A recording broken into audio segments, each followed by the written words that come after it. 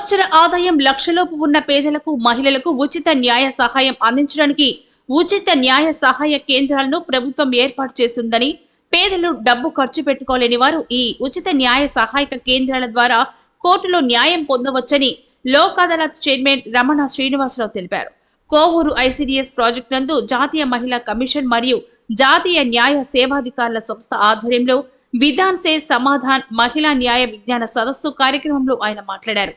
Kovur ICDS project నందు జాతీయ మహిళా కమిషన్ మరియు జాతీయ న్యాయ సేవాధికారుల సంస్థ ఆధ్వర్యంలో విధాన్ సే సమాధాన్ మహిళా న్యాయ విజ్ఞాన సదస్సు కార్యక్రమం జరిగింది.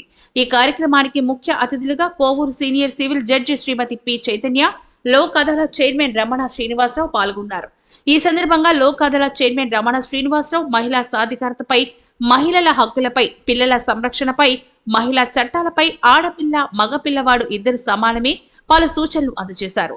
ఈ కార్యక్రమంలో శ్రీమతి స్వరూప, న్యాయవాదులు ప్రశాంతి, రాంబాబు, ఐసిడిఎస్ సిడిపిఓ జ్యోతి, అధికారులు, సూపర్వైజర్లు, అంగన్వాడీ టీచర్లు, వర్కర్స్ పాల్గొన్నారు. అన్ని విలేజెస్ లో కూడా ఫ్రీ స్కూల్స్ ఉన్నాయి. అంగన్వాడీ స్కూల్స్ కానివ్వండి, చైల్డ్కి, తర్వాత ప్రీ ప్రైమరీ స్కూల్స్ ఉన్నాయి, అలాగే higher education up to intermediate ఉన్నాయి. ఎక్కడైనా స్కూల్ డ్రాప్ అవుట్స్ కనుక ఉన్నట్లయితే పిల్లలు ఒక సంవత్సరం తర్వాత మళ్ళీ నెక్స్ట్ ఇయర్కి జాయిన్ అవ్వకుండా, స్కూలింగ్ కంటిన్యూ చేయకుండా కనుక ఉన్నట్లయితే చదువుకుంటే వాళ్ళకి వచ్చేటటువంటి బెనిఫిట్స్ ఫ్యూచర్లో నీ అంతటా నువ్వు నిలబడగలవు, లేదా నీ కాళ్ళ మీద నువ్వు నిలబడడం వల్ల నీకు ఉండేటటువంటి సెల్ఫ్ కాన్ఫిడెన్స్, మీద ఎవరి మీద డిపెండ్ అవ్వనంత వరకు నీకు ఏ బాధ ఉండదు. అలాంటిది వాళ్ళలో అవేర్నెస్ని క్రియేట్ చేస్తే చైల్డ్ కూడా కొంచెం ఇవాళ టెంపరీగా చదవడం కష్టం అనిపించి స్కూల్ మానేశాను, కానీ దానివల్ల భవిష్యత్తు కూడా బాగుపడకుండా పోతుంది, కనుక చదువుకుంటే ఫ్యూచర్ బాగుంటుంది అనేది క్రియేట్ చేస్తే వాళ్ళ పిల్లలు ఆలోచనది డెఫినెట్గా డ్రాప్ అవుట్స్ ఉండవు. ఒకవేళ డ్రాప్ అవుట్ ఉండడానికి రీజన్ కనుక పేరెంట్స్ వాళ్ళని పనికి ఎక్కడైనా పంపిస్తున్నట్లయితే, చిన్న పిల్లలని పనికి పంపించడం, 14 ఏళ్ల లోపు పిల్లల్ని ఏదైనా పనికి పంపించడం నేరం కనుక. అమ్మాయిలైనా అబ్బాయిలైనా 14 years లోపు పిల్లలు ఎవరైనా సరే ఏ చుట్టుపక్కల ఎవరింట్లోనైనా పనికి వెళ్ళినా, లేదా ఏ ఫ్యాక్టరీలోనైనా పనికి వెళ్ళినా, హోటల్స్లో కానీ లేకపోతే షాప్స్లో కానీ పని చేయడానికి వెళ్తూ ఉంటారు. అలా ఉన్నట్లయితే ఎవరైతే ఆ పిల్లల్ని పనిలో పెట్టుకుంటారో వాళ్ళకి కూడా పనిష్మెంట్ ఉంటుంది.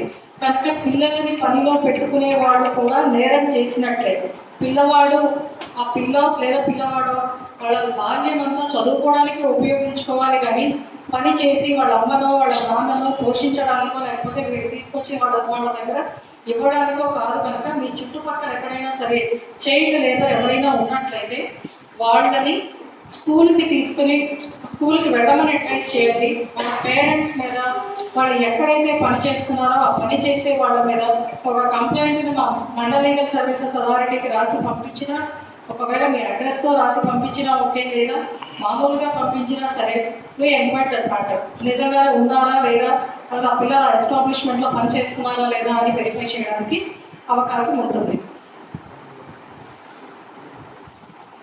ఇంకా మార్గం అన్నమాట విధానం. హిందీ మనకి అలాగా దాన్ని ట్రాన్స్లేట్ చేయడం అంటే ముఖ్యంగా ఉంటారు, అంటే అది ఇంకా మాట్లాడాలన్నమాట. అవి మనం తెలుసుకుంటే ఉపయోగం. ఇప్పుడు ఆర్టీసీ బస్ ఎక్కుతారు, మనందరూ ఎక్కుతాం. ఎక్కినప్పుడు మనతో ఒక పెద్ద వయసు వాళ్ళు ఉన్నారనుకోండి, 60 సంవత్సరాలు దాటి వాళ్ళు చెప్పేసి 100 రూపాయలు ఉంటే వాళ్ళు కూడా మనకు చెప్పకపోతే 100 రూపాయలు తీసుకుంటారు. కానీ 60 సంవత్సరాలు దాటిన వాళ్ళకి ఆర్టీసీ బస్సులో 25 రూపాయలు, 100కి 25 రూపాయలు రాయితీ ఉంటారు. అంటే 25% వాళ్ళకి తక్కువ టికెట్ అన్నమాట. అది మనకు తెలిస్తే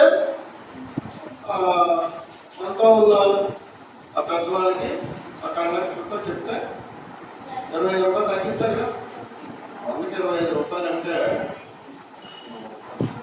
ఒక్కొక్కసారి మన దగ్గర 10 రూపాయల టికెట్లు అయితే 9 రూపాయలు ఉంటాయి. బస్ ఎక్కడ ఇస్తాడు? ట్రైన్ చేయడానికి అవ్వదు. అంటే రూపాయికి కూడా అంత విలువ ఉంటుంది. 25 రూపాయలు, 100 రూపాయలకి 25 రూపాయలు టికెట్. ఈ విషయం మనకి తెలిస్తే అతనికి కండక్టర్ చెప్పి మన 25 రూపాయలు ఆ టికెట్ ప్రయోజనాన్ని పొందడం.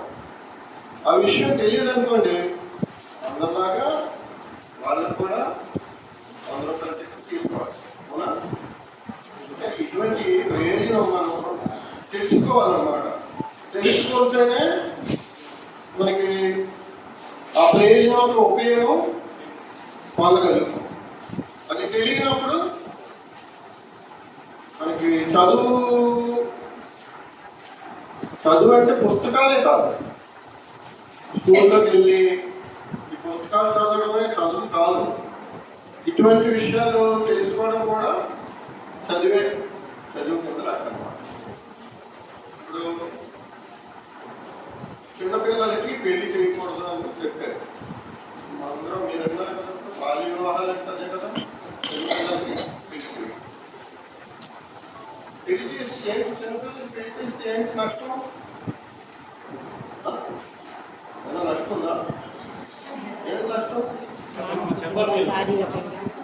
మానసిక